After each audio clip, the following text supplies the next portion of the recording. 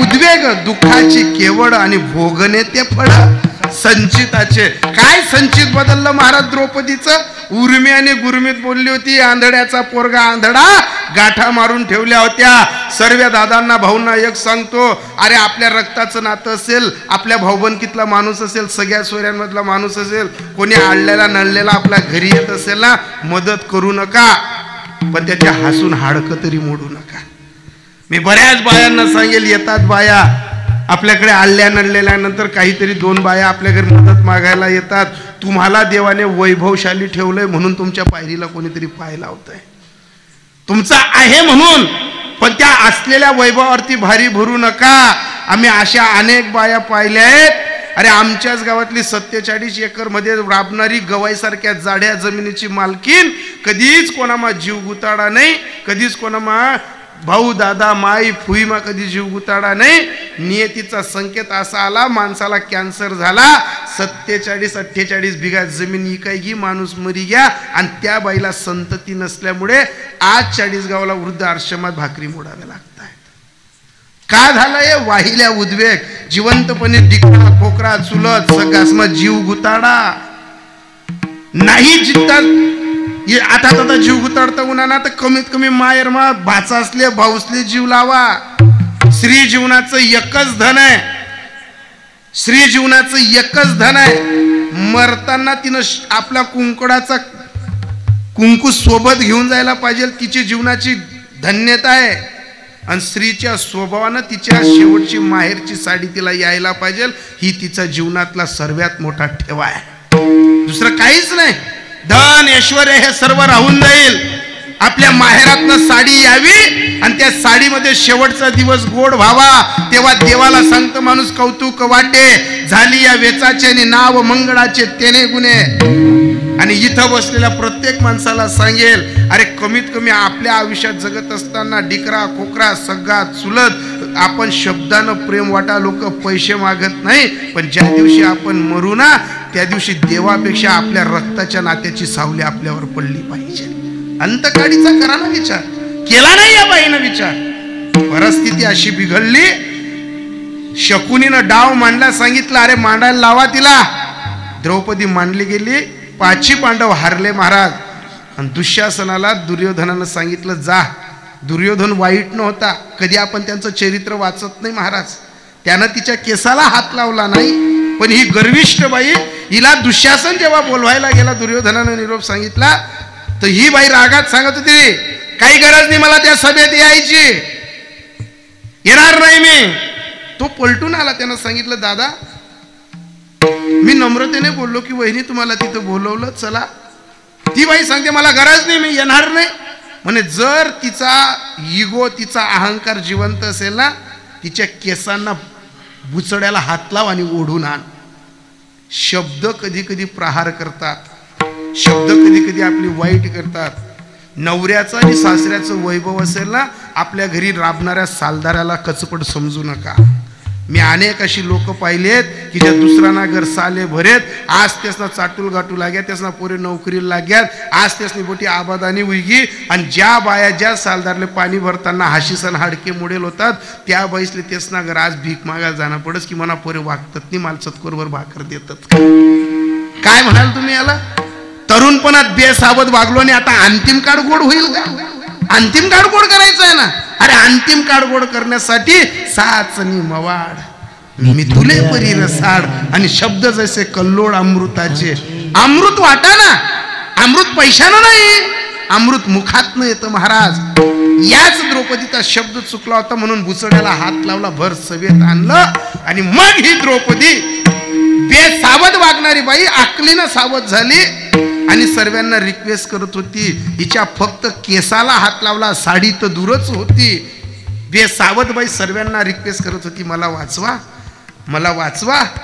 अरे भीष्म पितामहांसारखा माणूस त्या सभेत होता, विद्वानतेचा महामेरू होता. जर टाच वाजवली असती ना तर सभा बरखास्त झाली होती. एवढी माय पावर असणारा महात्मा खाली मान घालतोय महाराज, एक शब्द बोलत नाही. अरे आंधळा होता धृतराष्ट्र, पण पॉवरफुल होता. जर ठरवलं असतं ना, पोराला फक्त आवाज दिला असता ना, तरी ती सभा बरखास्त झाली असती. पण नाही बोलू शकला. द्रोणाचार्य अश्वत्थामा त्या सभेत होते, 5 पांडव होते. सर्वांना रिक्वेस्ट करते, अरे श्री मांडायची वस्तू आहे, श्री खेळायची वस्तू आहे, श्री चव्हाट्यावर मांडायची वस्तू आहे. पण कधी कधी आपली माणसं सुद्धा वेषणाच्या पायी बाया सुद्धा मांडायला लागतात. इतके बेसावध वागतात. विद्वान होते पांडव, पण बुद्धी घासरली, बाई मांडली न हारले. त्याच बाईला लहान दिलानं केसांचा हात ओढून आणला. याच्यात त्यांचा दोष नाही, आपल्या माणसांनी बाई पत्त्यांवर मांडली होती.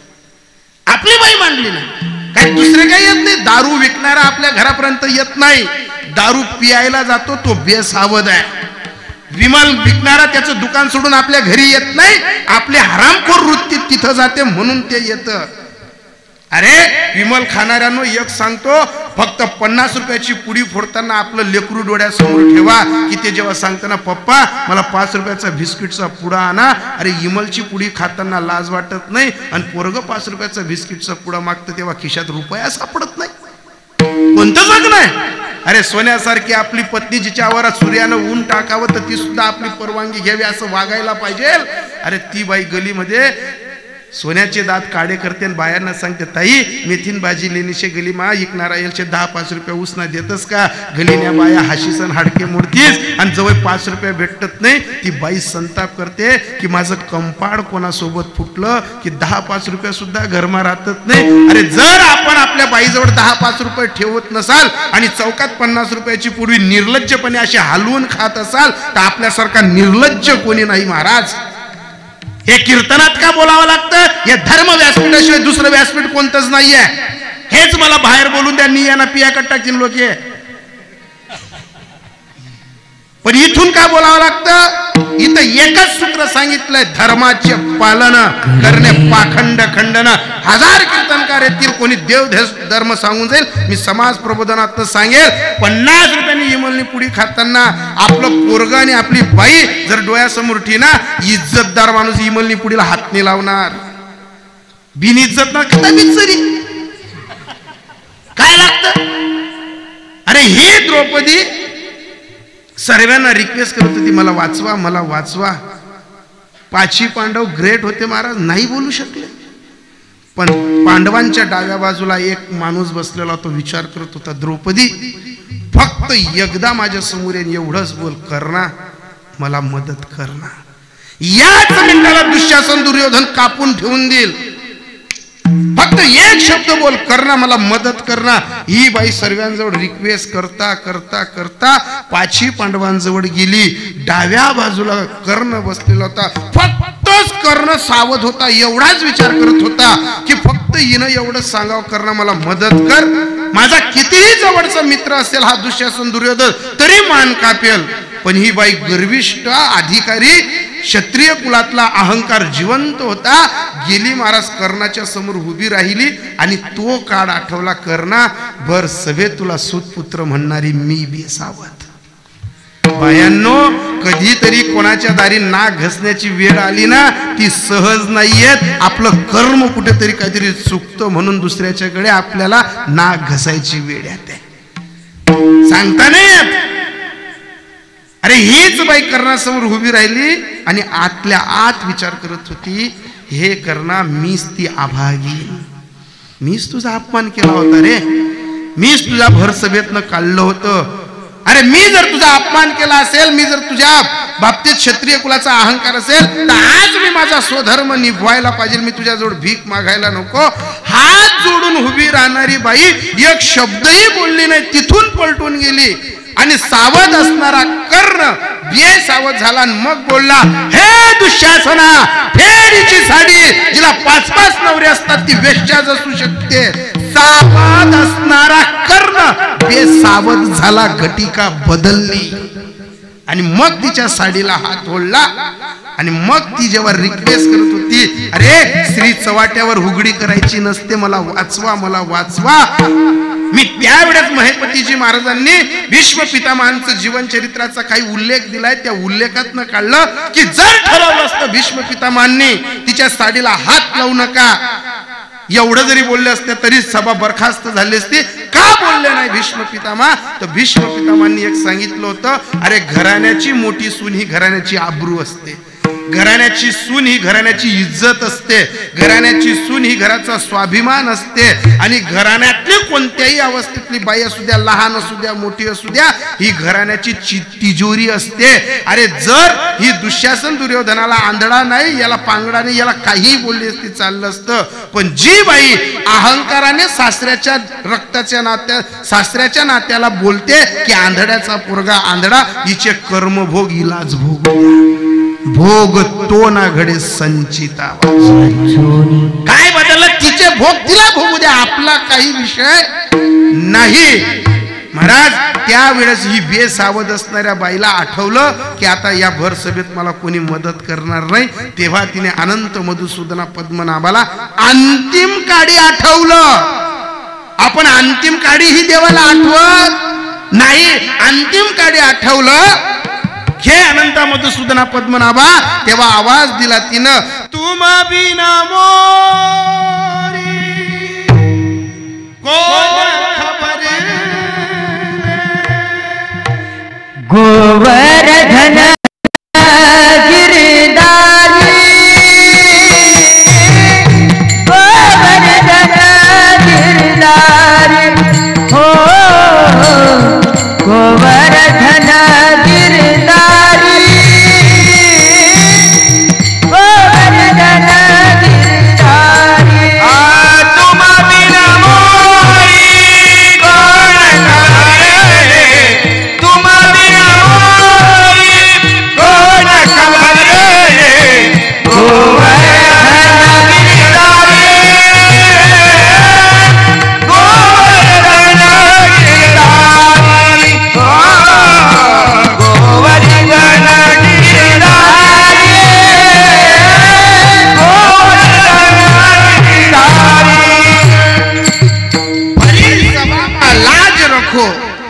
गोवर्धन गिरधारी.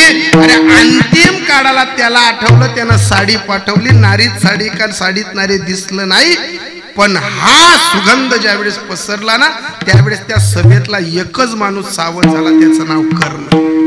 कर्णाने विचार केला, ज्या अर्थी ही विवस्त्र होत नाही त्या अर्थी या भर सभेत सूक्ष्म रूपानं कृष्ण नाचतोय. आणि मग कर्ण सावध होऊन रडायला लागला, काय चुकलो मी? अरे दाता कर्ण मी, शुरांच्या वीरांच्या यादीतला कर्ण मी सांगावं दुसऱ्याच्या बाईच्या साडीला हात लावावा, मी इतकं बेसावध वागावं? आणि मग त्या सभेत कृष्ण परमात्मा येताना दिसले, कोणाच जवळ उभे राहिले नाही. कृष्ण परमात्मा जसे आले तसे कर्णाच्या समोर उभे राहिले, आणि परमात्म्याने एकच शब्द सांगितला, कर्णा वर्तिमान कर्णा. आणि त्याच कर्णानं कृष्णाला असं कमरेला बिलगला, रडला. महाराज दाता कर्ण बेसावध जगला, दुसऱ्याच्या बाईच्या साडीला हात लावायचा शब्द फुटला. तो कर्ण कृष्णाच्या कमरेला धरतोय, रडतोय, सांगतोय, हे अनंता मधुसूदना, अरे माझी वाचा इतकी बेसावध झाली, मी चुकलो. काय असा क्षण आला असेल की मी बेसावध जगलो? आणि तेवढ्यात दुसऱ्याकडनं एक टाळी वाजली. कर्णाची बाई ऋषाली त्या सभेत आली. कर्णाची बाई ऋषाली त्या सभेत आली आणि कर्णाला सांगते, वा कर्ण साहेब वा, आतापर्यंत आयाबायांमध्ये फिरत होती तर माझी चर्चा चालत होती, बाई तू कर्णाची पत्नी आहे, बाई तू दात्याची पत्नी आहे, तू मोठ्या माणसाची पत्नी आहे, काय बेसावध वागलात. आज लाज वाटते मला, मी बायांमध्ये हिरायला फिरायला गेली तर बाया टोचून बोलतील, बाई तुझा माणूस हुशार आहे पण दानतीनं खराब आहे, वृत्तीनं खराब आहे. मी प्रत्येक माणसाला सांगेल, संपत्ती कमवण्यापेक्षा दानत कमवा, परिस्थिती कमवण्यापेक्षा नीतिमत्ता कमवा. अरे ज्या वेळेस ऋषाली सांगत होती, हो कर्ण साहेब माझ्या नजरेला नजर द्या ना, त्यावेळेस कर्ण सांगत होता, मी जगाच्या नजरेत नजर देऊ शकतो पण तुझ्या नजरेत नजर देऊ शकत नाही. मी इथं बसणाऱ्या माणसांना सांगेल, तुम्हाला गाव मानत असेल, परिसर मानत असेल, डोक्यावर धरून नाचत असतील, फुलांचा हार टाकत असतील, हे सर्व मिथ्य आहे. आपण आपल्या पत्नीच्या नजरेत पडू नका, हा आपला पुरुषार्थ जीवनाचा आहे, हा ग्रेट. अरे अंतिम काळी बेसावध होणारे किती लोक होते. भीष्म पितामह बेसावध झाले, धृतराष्ट्र बेसावध झाले, पाचे पांडव बेसावध झाले, द्रौपदी बेसावध झाली, कर्ण बेसावध झाला. आणि त्यावेळेस तुकोबरा विचारतात, अरे आम्ही बेसावध वागलो असतो ना तर देव माझ्या पत्नीच्या पायातला काटा काढायला आला नसता. आम्ही बेसावध वागलो असतो ना आमच्या गाथा पाण्यातनं वरती आला नसता. तुमचंही कल्याण व्हावं म्हणून तुम्ही अंतिम जो विचार करा तो तुकोबरांनी सांगितला अभंगाच्या दुसऱ्याचे.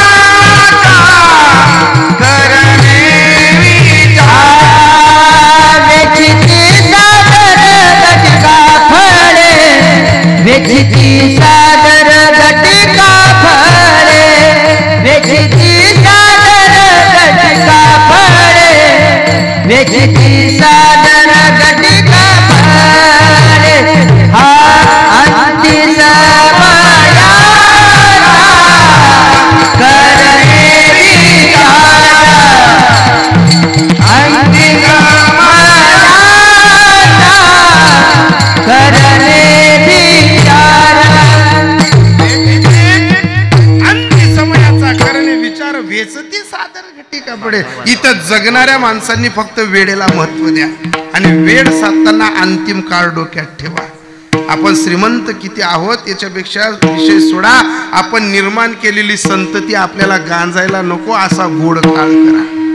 अरे आमच्याच परिसरातला जिल्हा परिषदला निवडलेला माणूस, रस्त्याची खडी फोडता फोडता श्रीमंत झालेला माणूस, 17 एकर जमीन गिरणाच्या काठ्याला कमवलेला माणूस, एकच पोरगा एकच मुलगी, मुलीचं लग्न केलं. आजपासून 45 महिन्यापूर्वी घडलेली घटना आहे.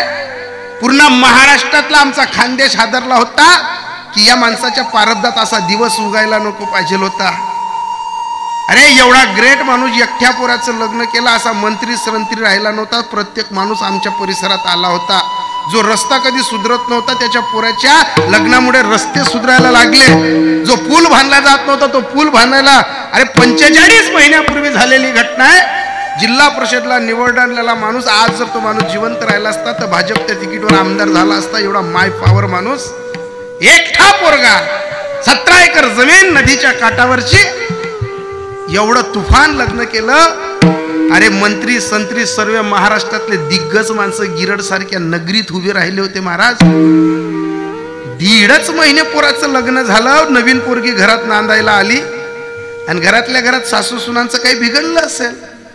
कोणा घरमा राहत नाही. रोज उठी कीर्तन ऐकतोस तेच ना घरमा राहत, तेच ना सोड द्या. जो कीर्तन ऐक करस ते ना बी घरमा राहस. सोपं नाही महाराज. अरे जिथं रामाला तिथं भानगडी आहे, जिथं कृष्णाला तिथं भानगडी आहे. असं कोणीच म्हणून आमना घरमा शिलगत नाही. प्रत्येकाकडे वाद आहेत महाराज. कारण संसार नावाचं एक सूत्र आहे, फलकट तो संसार येते सार भगवंत.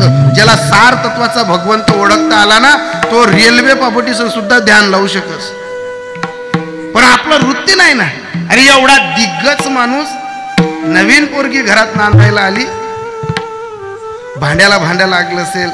घरातली सासू काय बोलते नवीन पोरींना एकच सूत्र आहे. घरातली कर्तबगार माणसाची बाई आहे, ती काय बोलली असेल हो, बोलली असेल ती सासू, हे पुरी गाव मा भला पुला माणसे तर जरासा डोकार पदरले, तुना माणूसले, तुना नवराले, तुना सासराला बट जग मानत, जरासं बोलताना हसताना परंपरा जपत जाय. याच्यापेक्षा तर काही बोलणार नाही घरातली सासू. आणि बोलले होय ना सासूने, बोलायला नाही पाहिजे का? जिनं जे घर दार सांभाळलं ती सासू बोलेल ना. बोलली ती बाई, बाहेर निघताना हसानी मर्यादा ठेवत जाय, पाठपोट जाय किस निघत जाय, डोकारला पदत नेमन देर जेठना मान एक बसती तेच जाय. आला त्या मुलीला राग, रडायला लागली लगेच. आणि तेच पोरग कुठून तरी बाहेरून आलं. तिकडे आई मागच्या ओट्यावर बसली, पाहिली नाही. पत्नीच्या बेडरूम मध्ये रडताना आवाज आला आणि गेला. विचारलं पतीला, का ग काय झालं? तुमची आई असंच करते, कोणाशी बोलायला गेली का, हसली का, बोलली का लगेच सांगते मला नाही नांदायचं, मी नाही राहणार, मी माझ्या पद्धतीनं जगेल. महिन्यापूर्वी आलेल्या पोरीची अश्रूंची किंमत कळाली आणि लगेच सांगितलं आईला, आई ती तीन पद्धत मा रही, ती तीन पद्धत मा जाडी, तीन पद्धत मा बोली. मग बोलली असेल माय, जी वल्ल कोल्ल करीस निजनीती अधिकार नाही बोला ना, बोलली माय. तो हरामखोर पोरगा आईला शिव्या द्यायला लागला आणि जो माणूस जिल्हा परिषदला निवडून आला होता चौकात घर तो बोलव, आई 1.5 महिना पोरगे महिना जाय पोरुनी ना आसरूसनी किंमत समजली, इसरी घ्यातून माय ना. मला इथं बसलेल्या बापाच्या हृदयातली माणसं सांगा, आपला पोऱ्या जर चुकाय ना तर आपण भर गली महिन गाया देऊ नाही शकतस त्याले. अरे निर्माता नल्लीवर पाय सुद्धा ठेवू शकस, तिथं कायदा आणि नियम चालणार नाही. आणि त्याच मुलाला बापाचा बोलण्याचा राग आला महाराज. जसा घरातनं पडत पडत आला तशा बापाच्या कानपटीत लावून बसला. एवढा कर्तबगार माणूस, ग्रेट विचाराचा माणूस. हे का सांगतोय मी, एक खानदेश वारकरी मंडळातली ही जी ज्येष्ठ मंडळी संप्रदाय टिकवण्यासाठी कान्याकोपऱ्यापर्यंत धारणा धोरणा चालवते ना, या माणसांना हे ऐकल्यानंतर कुठेतरी मांडता येईल की कर्तबगार माणसांचं जीवन काय असतं. आणि तुम्ही कर्तबगार माणसांच्या यादीतले माणसं आहात. असा काही गार झाला तो माणूस, इतका शांत, एकही शब्द पोराला बोलला नाही. फक्त पायऱ्या 2 चढला, आपल्या दरवाजाला हात लावला आणि धर्मपत्नीला एवढंच सांगितलं, आपल्याला दीदीच्या घरी जायचंय, एकच साडी बदलव आणि साडी बदलवायला जाशील ना, तुझ्याच बेडच्या बाजूला माझं कपाटी, तिथं एक लेटर पॅड घे आणि लवकर गाडीत मी तुझी वाट पाहतोय, ये. बायांनो, त्या बाईनं त्याचे शब्द ओळखले की हयाती संपते या माणसासोबत, पण इतका नर्वस कधी झाला नाही. मी याच्याशी झगडली असेल पण याच्या चेहऱ्यावरचा भाव नाही असा दिसला. मी याच्यावर रागी भरली असेल पण याचे कधी शब्द असे उमटले नाही. सोनं संपत्ती कमवण्यापेक्षा नवऱ्याच्या चेहऱ्यावरचा भाव ओळखा, तिला धर्मपत्नी म्हणतात. फक्त वटवट कटकट करणाऱ्या बाईला धर्मपत्नी म्हणत नाही, तिला बायको म्हणतात. बायको होण्यासाठी जळावं लागत नाही, धर्मपत्नी होण्यासाठी नंदा भावजाया सासू सासरा बठ्ठासनं रडगाडं डोकावर लेणं पडत, खोपर आपला माते पडत, पण नवरानी मान उच्ची रावासाठी आपले त्याच घरमा स्वाभिमान ते जगणं पडत, तिला धर्मपत्नी म्हणतात. हे मुद्दे घ्या. तिनं पाहिलं हा माणूस असा कधीच बोलला नाही.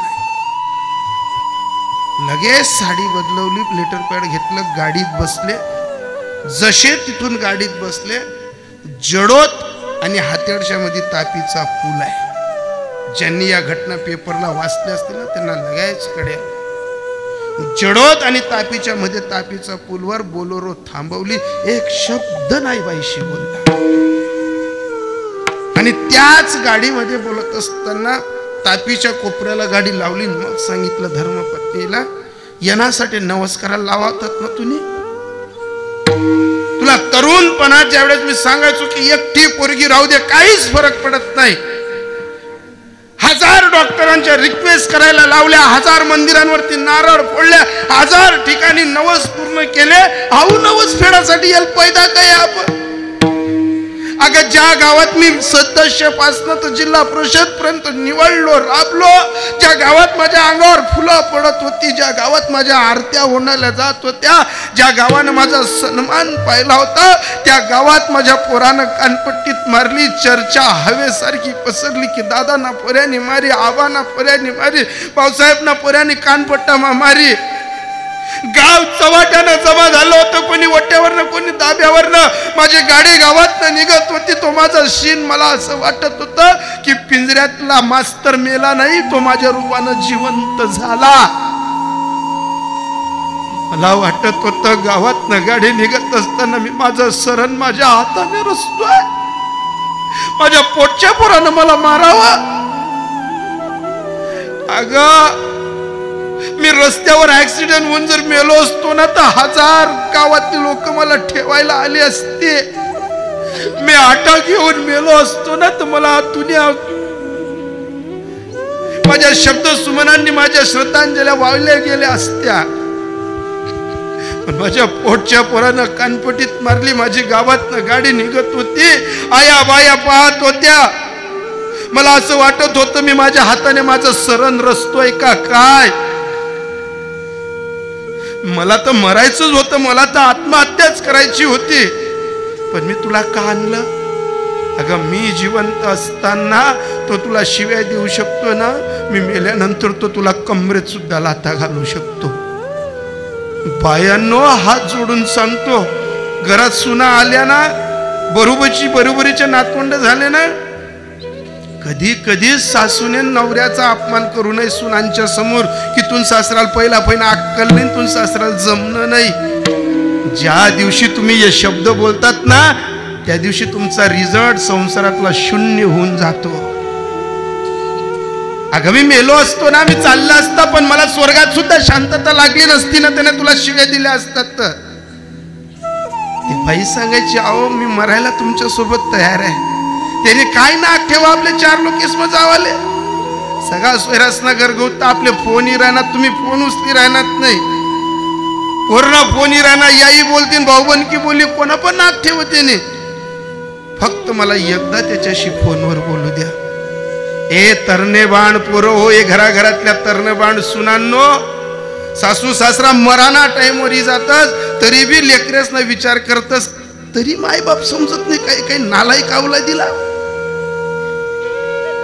ती बाई त्याला फोन करून सांगते. फोन लावला, त्याला उचलला, म्हणे दादा भावड्या चांगला दिन उघाडा रे, तुम्ही चांगला दिन उघाडा. ज्या बापना डोकार फुलेसना हार पडणं होता त्यांना कानफटी मा वाजाडी चांगला इतिहास करा. काही आम्ही मरेल नंतर पिंडदान करजो नको. काही आम्ही मरेलवर लोकेच्या वाढजो नको. काही आम्ही मरेलवर आमना काहीच विद्यापन करजो नको. तू 1000 पंक्ती बसडशी तरी आमना आत्माला शांतता लागाव नाही. मी इथं बसलेल्या प्रत्येक सुनांना मुलांना सांगेल, अरे महादेवावर पाणी टाकून महादेव प्रसन्न होत नाही. फक्त मायबाप जेवणले बटनात कान उतारवय मातला मायबापले जहरना शब्द देऊ नका, फक्त प्रेमना शब्द द्या. काहीच लागत नाही हो. भाजीत भाजी असते तरी काही लोक नालायक सांगतात, मी मायबापले वागी राहणू, मी मायबापले. अरे मायबापले वागसुदीतला मोठा नाही येत आपण. मी जी टॉकीजला पुण्याला कीर्तनाला गेलो होतो रतिलाल दादा, 13 पेट्रोल पंप होते त्या माणसाचे. 48 लोकांचं घरातलं कुटुंब होतं. प्रत्येक जण सांगत होतं, बाबा आम्ही आमच्या आईत राहतो. ये नाही विचार करत आपण कधी. आमना धरला 2 एकर देवाला पाहतो, रातागर देवाला पाहतो, उलगाई देवाला पाहतो, फुकाई देवाला पाहतो. अरे त्या नाही पैदा करतात तर काय मागतो देव पा. नाही विचार केला कधी आपण.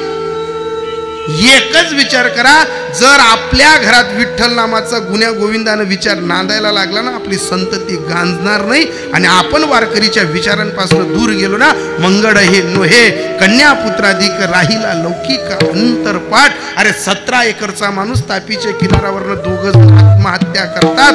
आपल्याही घरातल्या सासू सासऱ्यांचे अश्रू काढू नका, त्यांना कोपऱ्यात रडू देऊ नका. एवढं जरी कमवलं तर त्यांच्यातला देव आपल्याला दिसेल. आणि जर आपला सासू सासरा कोपरामार रडतो होतीन आणि आपण गुलाबजामन कैसन 1000 देव ठिकाणी देव धरमले लाता मारतो होतीन, तर तुकोबराय सांगतात जवळचा देव समजला नाही अभंगाच्या शेवटच्या. तुका म्हणे देव अंतरला दोरे, तुका म्हणे देव अंतरला दोरे, तुका म्हणे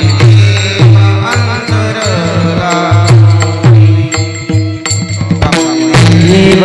अंतरला देव तुका म्हणे देव अंतरला तुका देव डोळीला धारी पडीला डोळीला धारी पडीला पडीला अंतिम समयाचा गणे विचार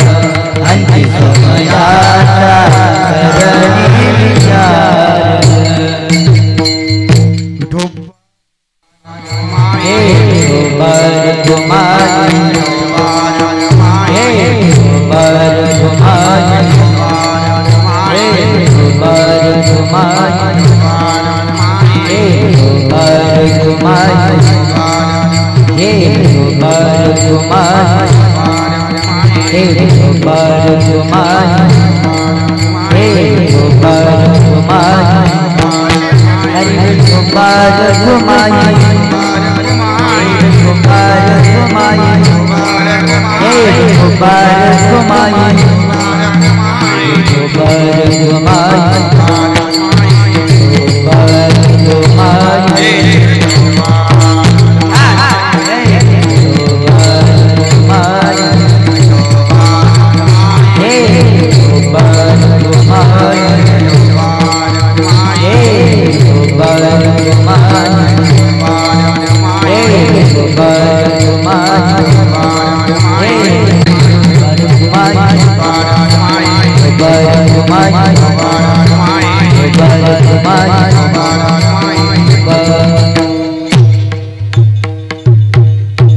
धर्मनाथ बाबांच्या अनुषंगाने चालत असलेला अखंड हरिनाम कीर्तन सप्ताह, त्या सप्ताहातला 5वा 6वा दिवसाची सेवा करत असताना सावधान ऐसे काय ते विचारा आले हो संसारा सकळही जगद्गुरु तुकोबारांचा सावधान या शब्दाचा अर्थ मांडत असताना पंचकृषीतनं आलेल्या सर्व मान्यवरांच्या चरणी नतमस्तक होतो.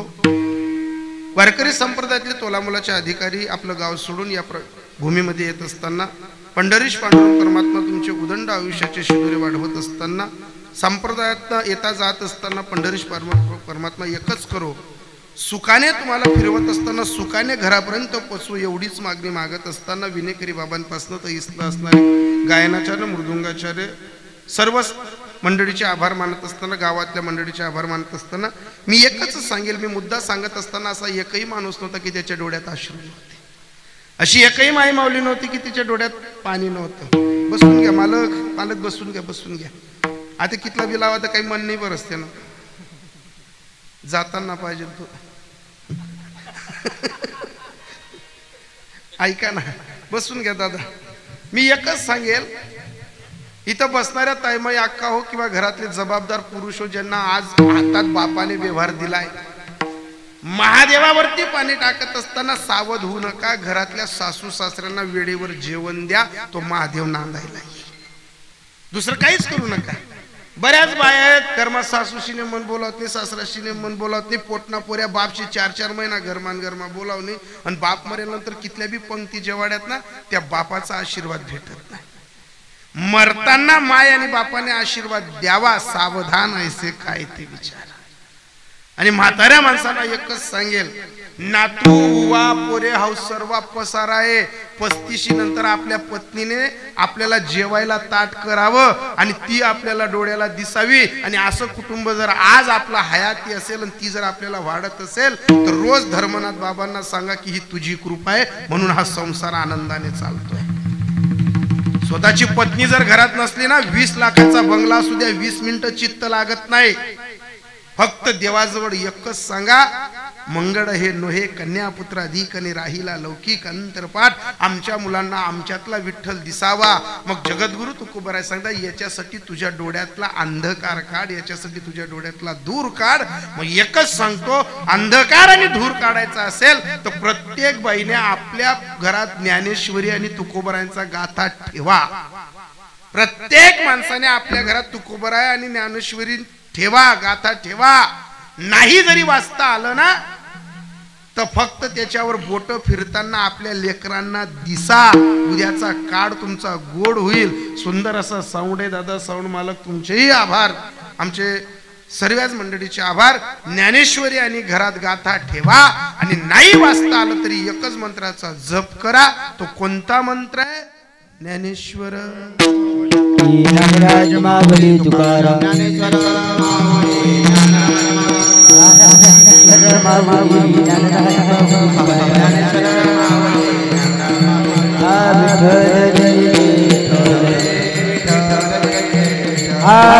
बोली रे देवा